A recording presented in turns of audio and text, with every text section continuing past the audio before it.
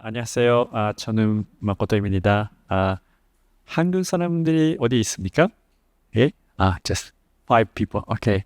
So I wanted to, speak everything in Korean, but because some people are not in, Korean, I have to switch to English. Shame. But anyway, hi, I'm Makoto, and I'm also known as Matokun.eth. Just curious. This is my actually second time presenting in Korea. I was here last year as well, and I actually talked about ENS beyond Ethereum. And once I landed here, I realized that this is a great Cosmos land, and no one really cares about Ethereum. But just curious, who has Cosmos wallet? Okay, and who has Ethereum wallet? Okay, who has ENS? Okay, that's good. I just wanted to check. First thing is I initially wanted to explain about what is ENS, but most people seems like who does not have ENS name? Oh, really? Are you guys just shy? This never happened. Who has ENS names? See, there's some shy people. So for the people who don't know much about ENS, I'll briefly explain what ENS is. And I want to talk a bit about this .eth where I'm sitting, and I want to conclude with the basically ENS beyond the Web3, and that comes with some recent announcement we've made. And so what is ENS? Yeah, so nutshell, ENS stands for Ethereum Name Service. And this is my Ethereum address, but I have a name called Matoku.eth, and the primary use case is you can look up through your Ethereum wallet if they support ENS. And the one example is on the right is a MetaMask. So if you type Matoku.eth, you can check the name. If you haven't registered ENS name, you can just go to app.ens.domains and you can register. And if your name seems taken, you might be able to find it in the secondary market, as ENS is one of the oldest NFT existing as well. And once you get a name, you can use it at many places where ENS has been integrated, like Uniswap or OpenSea or Etherscan. And the interesting thing is, so previously I typed matoku.eth and I get a name, but in this situation, when you connect to your wallet, these apps already know your ENS name, which we used to call reverse record or reverse resolution, but now we just call it primary name.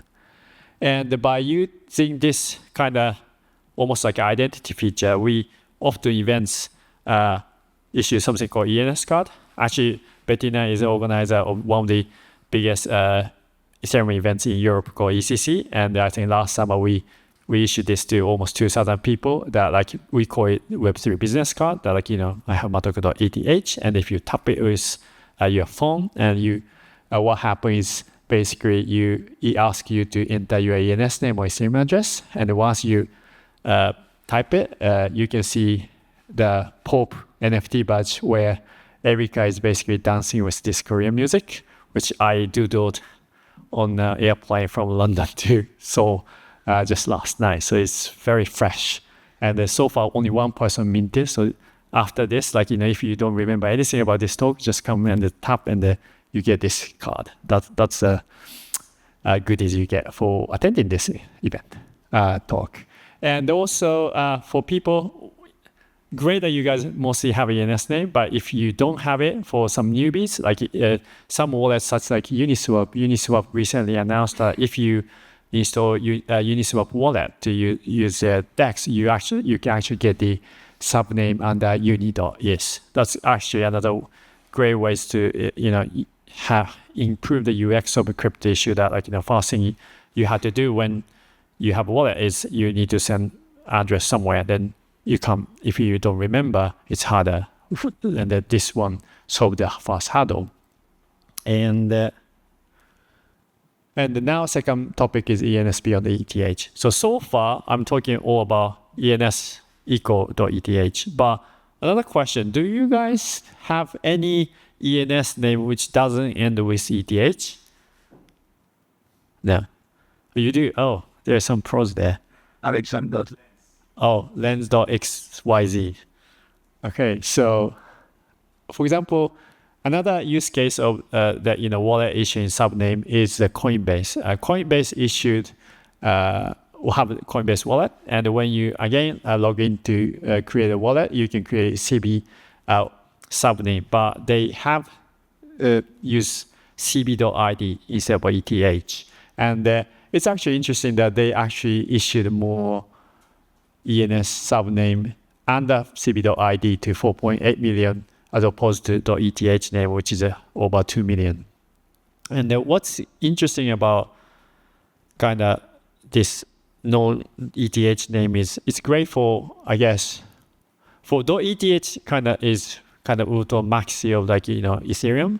But if you want to use it for nowadays, cross-chain is a norm, and you might not necessarily want to be seen as this, you're the Ethereum maxi, unless like me who works for ENS, then I have to be maxi. But for you guys, you guys living in a cross-chain, multi-chain world, so you guys want to identify, don't want to anchor to .eth, but then what's the kind of neutral middle ground is actually the DNS internet, which exists for almost 20-30 years.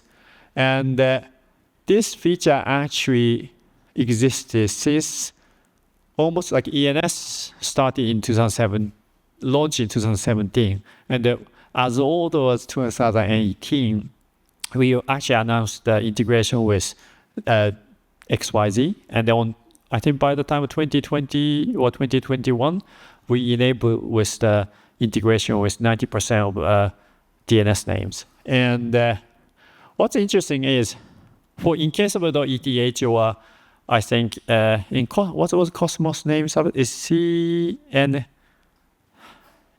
ICNS or something, or each chain tend to have its own name service, and usually how you do is you just declare that I own ETH, so I just start issuing stuff. So there's no kind of anchoring to the real world. You just claim it.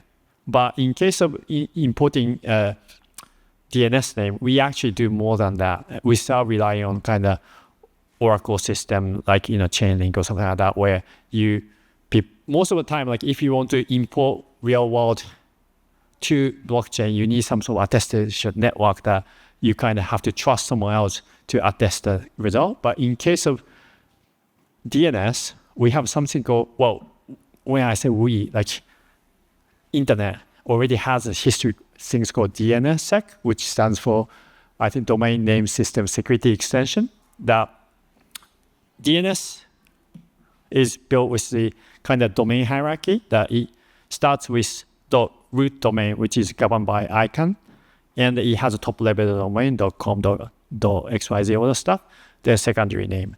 And quite often, all these databases are DNS system are distributed, and you inquire name across internet, and there are lots of security issues like cache poisoning and all that stuff. And to combat that, they actually added this DNSSEC things, which add a cryptography to the internet. That by using this, you can actually extract a proof from the internet that who authorized these names. And by trading these so-called chain trust, you can actually get the signature of the root that this domain is signed by ICANN. So this kind of trust cryptography mechanism already exists. So we decided what we did. Actually, this is one of the first things I did when I joined the ENS back in 2018 is create so-called DNSSEC Oracle, that we have the key pair of the root, and by retrieving these chain of trust and compose a proof, on chain you can actually prove and verify that this name actually belongs to you, without some random people attesting it, which was it's been there, I think, for the internet world for quite some time, but not many people has actually enabled it. But by importing ENS, one of the mandatories to enable DNSSEC on your domain. So it's also helping to secure your internet domain. And we've been using this. And so summary, DNSSEC chain of trust, you can verify root signer. But one of the problem, the fact that not many people has been using is bloody expensive to verify these proofs on chain. And I think when I verify first .com address, it costs like $400 to $500 just on the gas. So it's, even though like if you issue subname, you only need to prove on the parent, but proving and storing the proof on chain is very expensive stuff. But just last year, no, actually this year, we announced something called DNSSEC, gasless DNSSEC integration that import your DNS name for free. And this made a kind of great breakthrough that now like you don't have to pay shitloads of money. And how it works is, actually, who was in BUIDL Asia last year or Seoul last year? No one. That's great. Like that. Okay. So like last year, I presented that when I talk about ENS beyond the Ethereum, I introduced a protocol called EIP368. That this is kind of we call off-chain data query protocol. The current problem with ENS is the fact that we store everything on Ethereum. So everything we do, storing like text record or your avatar, is very expensive. So we switched to a system very similar to how NFT works. The NFT ownership information is on chain, but all the metadata, including your PFP, is off-chain. Like it's just like URL. When I say off-chain, it sounds like complex, but it's just like there's a URL and you pass back. So we kind of switched to similar way, but we also added a way so that you can actually send a proof back and you can verify in the smart contract on Ethereum layer 1.